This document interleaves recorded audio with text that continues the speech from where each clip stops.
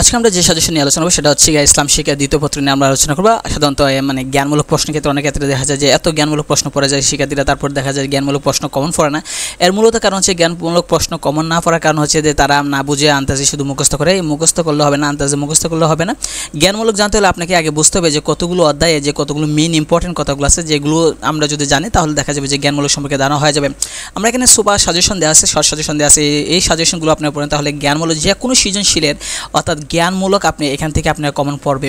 তো এগুলো যদি আপনি পড়েন, এগুলো থেকে দেখা যায় যে বিগত প্রশ্নগুলোতে এখান থেকে রিপিট হচ্ছে বারবার, যার কারণে দেখা যায় যে বিভিন্ন স্কুলে, যেহেতু এটা স্কুল না কলেজের ক্ষেত্রে মানে কলেজের পরীক্ষার প্রশ্নগুলো অথবা দেখা যায় যে বোর্ডের প্রশ্নগুলো দেখা যায় যে এখান থেকে যে মানে আসে। কারণ প্রত্যেকটা অধ্যায়ে একটা নির্দিষ্ট একটা মানে নির্দিষ্ট কতগুলো কথা থাকে, যে প্রশ্ন থাকে, যেগুলো উপরে ভিত্তি করে বারবার রিপিট আসে। আপনি যদি এখানে খেয়াল করে দেখেন যে আজিমাত মানে কি, সেটা এটা কিন্তু অসংখ্য প্রশ্ন আছে, বা ইজমার অথবা দেখা যায় আহাল কারা মানে ইজমার আহাল কাহারা, অথবা দেখা যায় ইস্তিহাদ শব্দের অর্থ কি, এই যে প্রশ্নগুলো দেখতেছেন যেগুলো অসংখ্য প্রশ্ন রিপিট আসতেছে।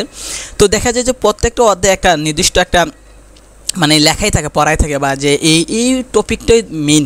তো এটার উপরে ভিত্তি করে প্রশ্নগুলো সাজানো হয়েছে। তো আপনি যদি এই যে এখানে যে শর্ট সাজেশনগুলো দেওয়া আছে, আপনি যদি এটা পড়েন একবার ঠান্ডা মাথায় শান্ত হয়ে যদি পড়েন, তাহলে দেখবেন এই প্রশ্নগুলো বারবার রিপিট হবে। এখানে খেয়াল করে দেখেন যে সাওম অর্থ কী, দেখেন অসংখ্য প্রশ্ন এখান থেকে আসছে।